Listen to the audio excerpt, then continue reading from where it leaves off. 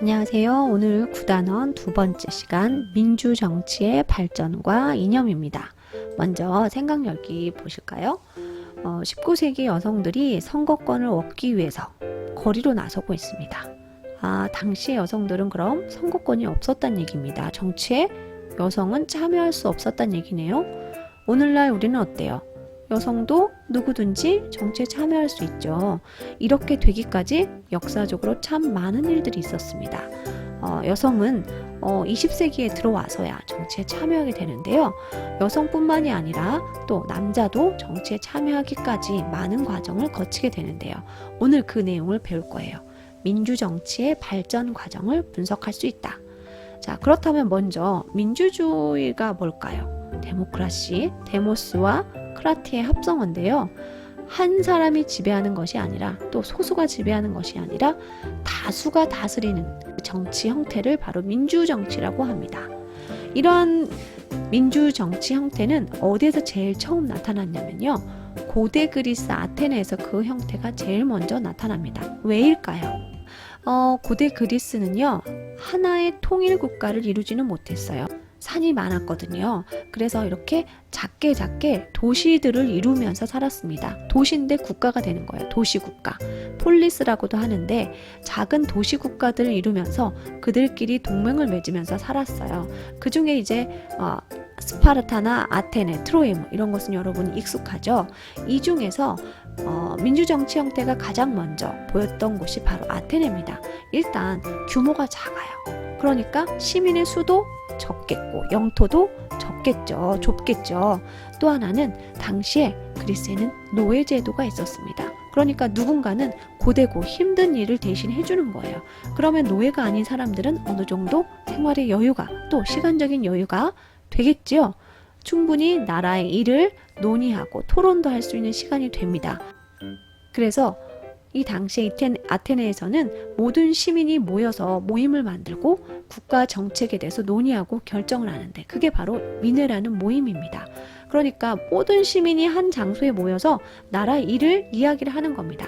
지금 우리나라로 생각하면 말이 안 되죠. 대한민국 사람이 한 공간에 모인다? 그런데 당시는 규모가 작기 때문에 그런 일이 충분히 가능합니다. 모든 시민이 정치에 다 참여하는 거죠. 그래서 무슨 정치라고 해요? 그러한 정치를 직접 민주정치라고 합니다. 그럼 정치를 논의하고 거기서 끝나면 안 되겠죠. 정책을 논의하고 결정하면 직접 집행을 해야 되잖아요. 관료가 필요하죠. 공무원, 공직자가 필요한데 이런 사람들은 여기에 민회에 모인 사람들 중에 제비뽑기로 뽑거나 아니면 번호 순서대로 돌아가는 거죠. 번호 순서대로 돌아가서 누구든지 공무원이 될 수가 있는 겁니다. 그러나 이러한 아테네에도 한계점이 있었어요. 아까 모든 시민이라고 했는데 그 시민의 자격이 성인 남자에게만 주어졌다는 거예요. 그러면 누가 빠져요? 여자와 노예, 외국인은 시민이 될 수가 없어요. 정치에 참여할 수 없겠죠. 그래서 고대 아테네 민주정치는 직접 민주정치를 띄었고 또 제한적 민주정치를 띄고 있다. 이런 한계점 때문에 제한적 민주정치를 띄고 있다라고 이야기를 합니다. 자, 고대니까 그 다음에 어디로 넘어가야 돼요? 중세사회로 넘어가야 되는데 우리 교과서에서는 바로 근대로 넘어갑니다. 근대 넘어가기 전에 선생님이 중세 잠깐 언급할게요. 중세사회는 한마디로 신중심의 사회입니다. 모든 것이 다 신중심이에요. 신분도 왕이 있고요. 종교활동을 하는 성직자, 그리고 싸우는 직업이죠. 기사, 그리고 농민이 있습니다. 가장 하층 계급이겠죠. 이들은 서로 땅을 주고받으면서 계약을 맺고 자, 그 땅이 바로 이 장원입니다. 마을이에요. 그 중에 그 주인, 땅의 주인은 영주라고 하고 이 영주가 이 땅 다 경작하겠어요? 아니죠. 농민들이 이 영주의 말에 구속받으면서 이 농민들이 이 땅을 경작하면서 사는 것이 중세사회의 모습이었습니다. 영주가 시키는 대로 해야 했던 이 사회에서 누가 개인의 자유를 이야기하고 정치에 우리도 참여할 수 있게 해달라고 이야기할 수 있겠어요? 그럴 수가 없겠죠. 그래서 민주정치에서 중세사회는 빠져있는 겁니다. 자, 그런데 이러한 탄탄할 것 같던 이러한 장원제도 또 봉건제도가 조금씩 흔들립니다. 그리고 도시가 발전하고 산업이 발달하면서 이렇게 구속되어 있던 농민들도 조금씩 돈을 벌게 되고 새로운 계급인 시민 계급으로 또 발전하게 되는 것이죠. 자, 그러면서 이들이 왕과 특권 귀족에게 대항을 하게 되고 그들의 요구를 주장을 하게 됩니다. 그 대표적인 것이 바로 시민혁명입니다. 이렇게 시민들이 그들의 주장을 하게 되기에 영향을 미친 여러 가지 사상들이 있는데 그 중에 대표적인 것이 자연권 사상과 사회계약설이에요. 자연권 사상은 뭐냐면 인간은 누구나 자유롭고 평등하게 태어났다는 내용이에요.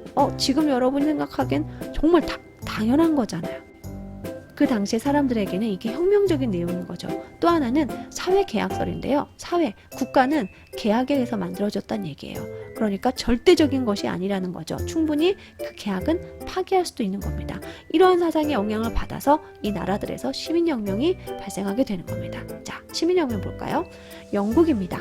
영국은요, 왕의 권력을 의회가 어떻게 막아내느냐, 그리고 의회가 어떻게 그들의 권리를 신장시키느냐, 그것을 중점으로 보시면 되겠습니다. 여기 보시면 세 왕이 나와 있는데 이 중에 두 왕은요, 전제정치를 했던 왕이에요. 전제정치란 것은 자기의 권력을 함부로 휘두르는 것을 전제정치라고 하는데요. 이 두 왕 말고도 앞에 많은 왕들이 있는데 대부분 다 전제정치를 휘두릅니다. 그러면서 종교적인 박해를 하고 세금도 막 마음대로 걷습니다.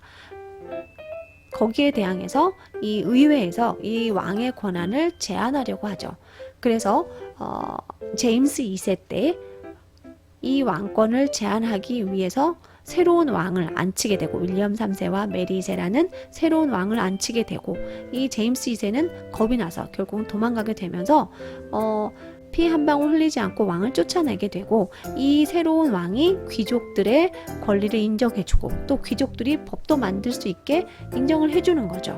그래서 명예롭게 이루었다고 해서 영국의 명예혁명이라고 하고 이 결과 영국은 이제 왕이 함부로 할 수 있는 것이 아니라 의회에서 만든 법에 따라서 왕이 정치를 하는 군주제 형태로 지금까지 나타나게 됩니다. 이게 이제 영국의 명예혁명이고요. 그 다음에 두 번째는 미국의 독립혁명인데요. 미국은 그 전에 영국의 식민지였습니다. 아까 영국에서 많은 왕들이 종교적인 박해를 했다고 했잖아요. 그러면서 많은 영국 사람들이 이쪽 아메리카 땅으로 오게 됩니다. 그리고 정착하면서 살게 되는데요. 그 당시까지는 아직 미국이라는 나라는 없었고 영국의 식민지였어요. 그런데 영국에서 지나치게 간섭을 하고 세금을 한꺼번에 막 걷어들이면서 아메리카의 요구를 받아들이지 않다 보니까 이 아메리카에 있는 많은 식민지들이 우리 이참에 독립하자라고 하면서 그들의 권리를 주장하게 되고 그때 발표한 것이 독립선언서입니다. 인간은 식민지에 사는 사람들이든 아니면 영국 본토에 사는 사람들이든 누구나 똑같다는 것이죠. 그러면서 개인의 권리라든가 자유를 주장하게 되는 거고요.